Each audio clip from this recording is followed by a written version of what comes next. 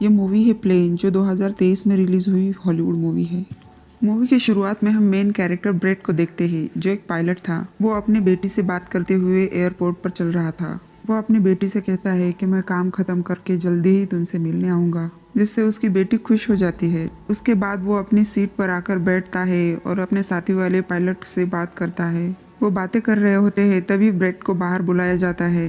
बाहर आकर एक ऑफिसर ब्रेट को बताता है कि इमरजेंसी की वजह से तुम्हें एक कातिल को अपने साथ ले जाना पड़ेगा, जिसका नाम टोनी है और वो बहुत ही ताकतवर है, और ये जिम्मेदारी हम तुम्हें इसलिए दे रहे हैं कि तुम बहुत समझदार हो।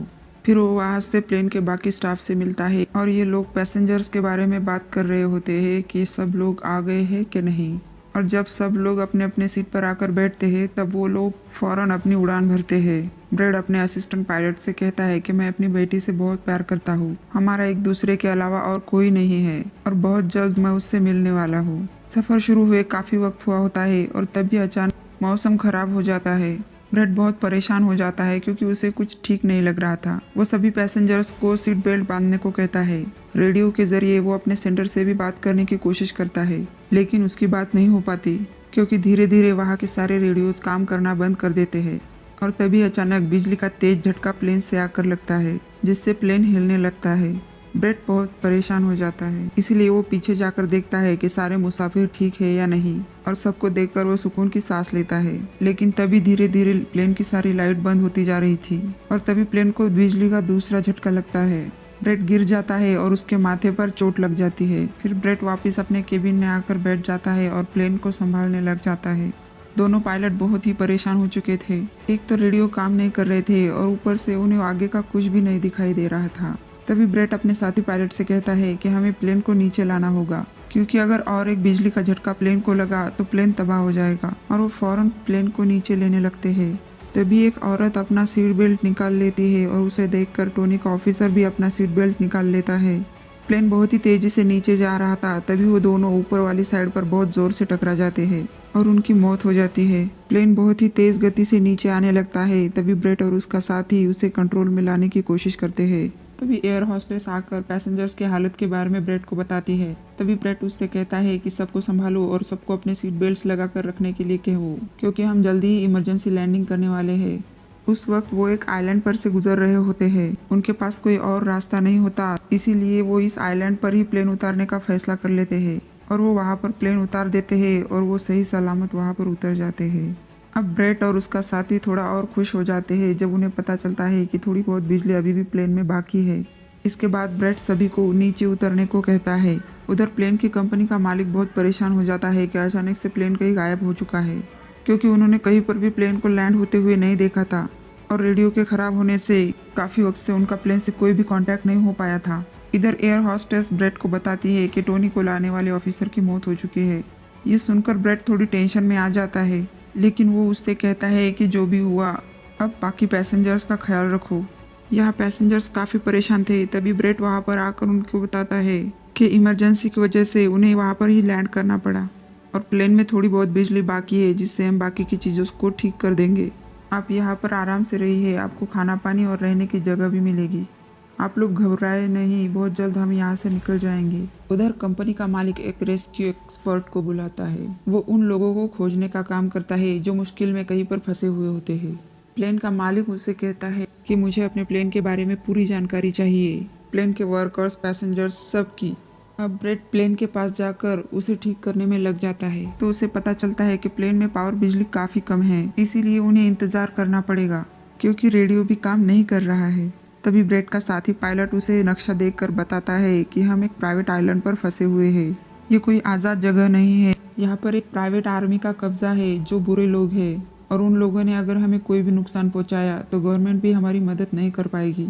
ब्रेट उससे बताता है कि कैसे भी करके हमें यहाँ पर रेस्क्यू टीम को बुलाना ही होगा ताकि वो आकर हमें बचा ले, क्योंकि यही एक रास्ता है यहाँ से निकलने का। ब्रेट सबको आकर बताता है कि किसी खराबी की वजह से रेडियो अभी भी काम नहीं कर रहा। ये सुनकर सारे लोग काफ़ी परेशान हो जाते हैं। ब्रेट उन्हें तसल्ली देता है कि हम आइलैंड की दूसरी साइड पर जाकर रेडियो को ढूंढ लेंगे और अपनी टीम से रेस्क्यू टीम को यहाँ पर भेजने के लिए कहेंगे, जो आकर हम सबको बचा लेंगे।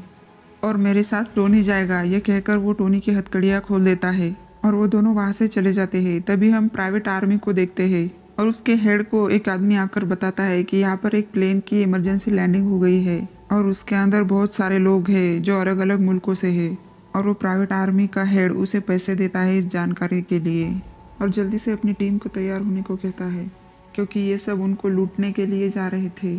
आइलैंड के जंगल में ब्रेट और टोनी रेडियो की खोज में आगे बढ़ रहे थे। टोनी उससे पूछता है कि तुमने मुझे आज़ाद क्यों किया है और कहाँ लेकर जा रहे हो। और ब्रेट कहता है कि तुम्हारी वजह से मैं सबको खतरे में नहीं डाल सकता और यहाँ एक खतरनाक प्राइवेट आर्मी है जिसका तुम्हें मेरे साथ मिलकर सामना करना होगा। फिर चलते चलते अचानक से टोनी की आवाज़ गायब हो जाती है और जब ब्रेट पीछे मुड़कर देखता है तो टोनी वहाँ पर नहीं था। उधर रेस्क्यू एक्सपर्ट प्लेन की जानकारी निकालने में लग जाते हैं। वो एक वीडियो में ब्रेट को देखता है जो झगड़ते हुए मुसाफिर को मारने लगता है और उसकी फाइटिंग स्किल देखकर रेस्क्यू एक्सपर्ट काफ़ी खुश हो गया था। जिसके बाद वो प्राइवेट कंपनी के लीडर से बात करता है और कहता है कि आप लोग तैयार रहिए, हमें कभी भी आपकी ज़रूरत पड़ सकती है। और वो हाँ बोलता है। जंगल में आगे बढ़ते हुए ब्रेट एक खाली पड़ी फैक्ट्री में जाता है। वहाँ पर उसे एक बंद पड़ी हुई रेडियो मशीन मिलती है और उसे ठीक कर कर एक हेल्पलाइन पर उसकी बात होती है। उन्हें वो अपने प्लेन और आइलैंड के बारे में बताता है, लेकिन लाइन में कुछ गड़बड़ी होने के कारण से सामने वाला इंसान उसे सुन ही नहीं पाता है। फिर वो ये सारी बातें लिखकर अपनी बेटी को भेजता है और ऑफिस में बताने को कहता है। तभी एक आदमी आकर ब्रेट पर हमला कर देता है, लेकिन ब्रेट उसे काफ़ी मारकर बेहोश कर देता है। फिर ब्रेट को महसूस होता है कि इस कमरे में कोई और आ रहा है, इसलिए वो जल्दी से वहाँ पर छुप जाता है।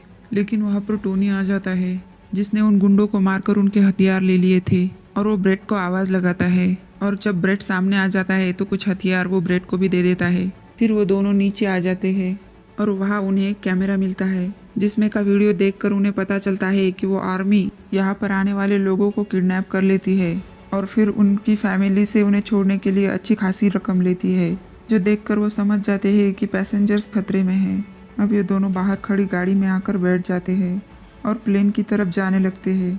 और जहाँ सारे पैसेंजर्स बैठे हुए थे तभी उन्हें एक गाड़ी के आने की आवाज़ आती है और वो काफ़ी खुश हो जाते हैं कि ज़रूर ये ब्रेड ही होगा। लेकिन वो खतरनाक प्राइवेट आर्मी थी जो गोलियां चलाती हुई इन लोगों की तरफ बढ़ रही थी और इन गोलियों का आवाज़ ब्रेट और टोनी भी सुन लेते हैं। उसमें से एक आदमी पायलट से आकर सभी पैसेंजर्स की लिस्ट मांगता है और एयर होस्टेस उसे लिस्ट लाकर दे देती है, जिस पर आर्मी का हेड पूछता है कि तुम्हारा सीनियर पायलट ब्रेड कहाँ पर है। और वो कहता है कि वो किसी काम से जंगल में गया था पर अभी तक नहीं आया। तभी एक औरत वहाँ से भागने की कोशिश करती है, लेकिन वो लोग उसे मार देते हैं। ये आवाज़ सुनकर ब्रैड उसकी मदद करने के लिए भागता है, लेकिन टोनी उसे रोक लेता है। वो लोग सबको अपनी गाड़ी में बिठाने लगते हैं। वो उन्हें बंदी बनाकर अपने साथ ले जा रहे थे। वो लीडर अपने साथियों से कहता है कि तुम लोग प्लेन में जाओ और सारा ज़रूरी और कीमती सामान लेकर आओ, और सबको लेकर वो वहाँ से निकल जाता है। और ब्रैड टोनी पर गुस्सा होने लगता है कि वो हमारे लोगों को ले गए लेकिन तुमने मुझे जाने ही नहीं दिया। तभी टोनी उसे समझाता है कि वो लोग बहुत खतरनाक है, तुम चले भी जाते तो इतनी बड़ी आर्मी से तुम अकेले नहीं लड़ पाते। वो दोनों उन दो गुंडों को पकड़ लेते हैं जो लोग प्लेन से कीमती सामान ले जा रहे थे। ब्रैड उसे गन पॉइंट पर लेकर पूछता है कि वो लोग मुसाफिरों को लेकर कहाँ गए हैं। वो आदमी उन्हें बताता है कि यहाँ पर एक खाली फैक्ट्री है, वो लोग वहीं पर गए हैं। इधर रेस्क्यू एक्सपर्ट को ब्रैड की बेटी से वहाँ की सारे हालात का पता चल गया था कि वो लोग एक आइलैंड पर फंसे हुए थे और वहाँ पर एक प्राइवेट आर्मी भी थी। वो ये सब बातें प्लेन की कंपनी के मालिक को बताता है और उसे कहता है कि जल्दी से अपनी प्राइवेट टीम और रेस्क्यू टीम को वहाँ पर भेजो। और वो लोग जल्दी से उस आइलैंड और अपने प्लेन को ढूंढ लेते हैं और वो लोग फैसला करते हैं कि एक प्राइवेट टीम वहाँ पर जाएगी सबसे पहले। इधर ब्रैड और टोनी एक गाड़ी लेकर जा रहे थे उस फैक्ट्री की तरफ। वहाँ पर वो दोनों चुपके से अंदर घुस जाते हैं।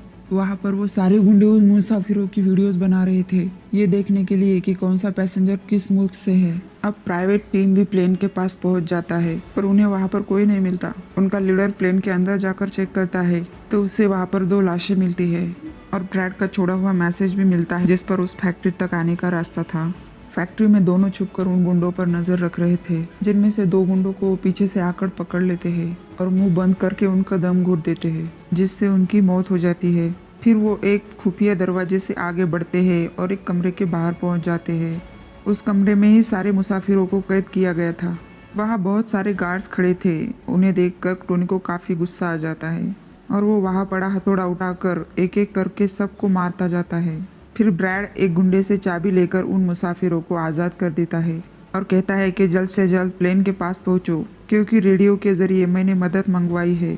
रेस्क्यू टीम आती ही होगी और वो सबको बस में बिठाता है। इसके बाद टोनी उसे बताता है कि वहाँ बाहर काफी सारे गुंडे खड़े हैं, तो हम यहाँ से नहीं निकल सकते। ब्रैड जब सब मुसाफिरों को परेशान देखता है तो वो कहता है, मैं उन सब का ध्यान भटकाऊंगा और टोनी तुम इन सब को ले जाना। और टोनी वहाँ से निकलकर उन गुंडों के पास आता है और उसके हेड से बात करता है कि मेरी टीम यहाँ पर आ रही है और तुम मेरे मुसाफिरों को छोड़ दो। और तभी गुंडे आकर उसे मारने लगते हैं और उनका हेड कहता है कि ऐसे कैसे छोड़ दूँ, पैसों के बगैर मैं किसी को नहीं छोड़ता। जिसके बाद जैसे वो ब्रैड को मारने वाला होता है तभी प्राइवेट टीम आकर उन पर हमला बोल देती है। वो काफी गोलीबारी करते हैं जिसमें बहुत सारे गुंडे मारे जाते हैं और वो ब्रैड को लेकर वहाँ से जाने लगते हैं और बस में बैठकर चले जाते हैं। अब लीडर देखता है कि बाकी गुंडों के साथ साथ उसका भाई भी मारा गया है तो उसे काफी गुस्सा आता है और वो कहता है कि जल्दी से चलो और किसी को भी मत छोड़ना, एक एक को चुन चुन कर मार देना। गाड़ी में ब्रैड उस प्राइवेट टीम को बात करने लगता है तो उनका हेड उसे बताता है कि हम एक छोटी सी प्राइवेट टीम है जो बस तुम्हें यहाँ बचाने के मिशन में आए हैं। रेस्क्यू टीम को आने में तो अभी बहुत वक्त है। जो सुनकर ब्रैड घबरा जाता है लेकिन कहता है कि कोई बात नहीं, मेरे पास एक आइडिया है। और वो सब प्लेन के पास आ जाते हैं। वहाँ पर टोनी सारे मुसाफिर को पहले से ही वहाँ पर लाया हुआ होता है। ब्रैड उनसे कहता है कि एक प्राइवेट टीम हमारी मदद करने के लिए यहाँ पर आ गई है, उनकी मदद से अब हम प्लेन को चला लेंगे और फौरन यहाँ से निकल जाएंगे।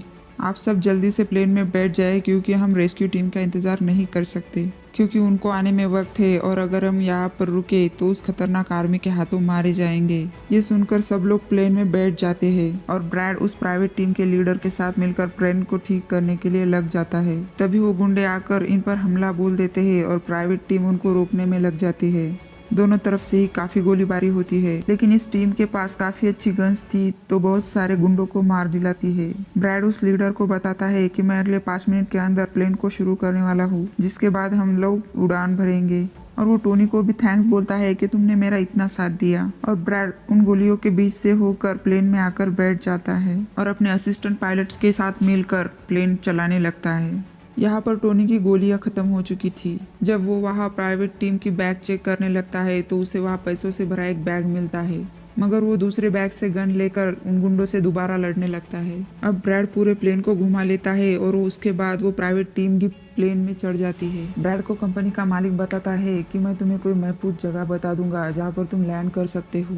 सभी लोग प्लेन में चढ़ जाते हैं लेकिन टोनी नहीं चढ़ता। वो पैसों से भरा बैग लेकर वहाँ से भागने लगता है। उसे जाते देख प्राइवेट आर्मी उस प्लेन पर हमला करने लगती है। उनका हेड प्लेन के सामने रॉकेट लॉन्चर लाकर उसे एक ही झटके में उड़ाने की सोच रहा था, लेकिन टोनी उसे देख लेता है और वो उसे गोली मारकर गिरा देता है। ये देखकर ब्रैड को बहुत खुशी होती है, जिसके बाद वो अपनी पूरी ताकत लगाकर प्लेन को उड़ाने में कामयाब हो ही जाता है। इधर टोनी भी खुश हो जाता है और वो पैसे वाली बैग उठाकर वहाँ से चला जाता है। ब्रैड उस प्लेन को उस आइलैंड से दूर ले जाता है। इधर प्लेन का मालिक उसे एक एयरपोर्ट का पता बताता है जो यहाँ से काफी करीब था। ब्रैड प्लेन को वहाँ पर ले जाने लगता है और प्लेन एक बार फिर से तबाह होने लगता है। ब्रैड फिर एक बार इमरजेंसी लैंडिंग करवाता है और उनका प्लेन नीचे आने के बाद जंगल के रास्ते आगे बढ़ने लगता है। सबकी जान बच गई थी इसलिए वो काफी खुश थे। उधर प्लेन का मालिक और उनकी टीम भी काफी खुश थी। इधर ब्रैड और उसका साथी सुकून की सांस लेते हैं कि कम से कम वो उस आइलैंड से बाहर निकल आए थे और उन सबकी जान बच गई थी। कुछ ही देर में वहाँ पर रेस्क्यू टीम भी आ जाती है, जिन्हें देखकर सारे मुसाफिर खुश तो थे और वो ब्रैड की कामयाबी पर ताली बजा रहे थे। ब्रैड सारे मुसाफिरों को रेस्क्यू टीम के साथ भेज देता है और उसके बाद वो अपनी बेटी से बात करता है। ब्रैड की बेटी भी बहुत खुश हो जाती है कि उसके डैड अभी जिंदा है और इसी के साथ ब्रैड की बहादुरी की ये कहानी यही खत्म हो जाती है। तो दोस्तों, वीडियो पसंद आया हो तो लाइक ज़रूर कीजिएगा और ऐसे ही इंटरेस्टिंग वीडियोस के लिए चैनल को सब्सक्राइब ज़रूर करें।